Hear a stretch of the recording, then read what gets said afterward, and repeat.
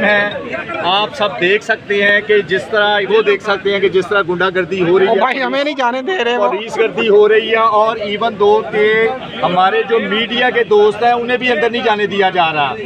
ये सारे होछे हथकंडे अपनाए जा रहे हैं। मैं इनसे ये सवाल करता हूँ कि आपने खान साहब की वकालत किसने करनी है जाके, केस को प्लीड किसने करना है जाके, और खान साहब के केस को ये आज़ाद लोग हैं, आज़ाद मीडिया है, आज़ाद मीडिया की आज़ादी को आप सलब किया है आपने। अब आप क्या करेंगे मुझे ये बताएं। आप साफियों को नहीं जाने दे रहे, इस मुल्क की जो सच और हक की आवाज़ बुलंद करने वाले आप उन लोगों को नहीं जाने दे रहे। आप खान साहब की जो लीगल टीम है उनको नहीं जाने दे रहे।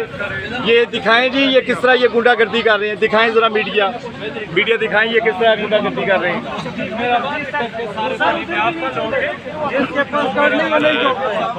बिल्कुल ये देखिए आप सामने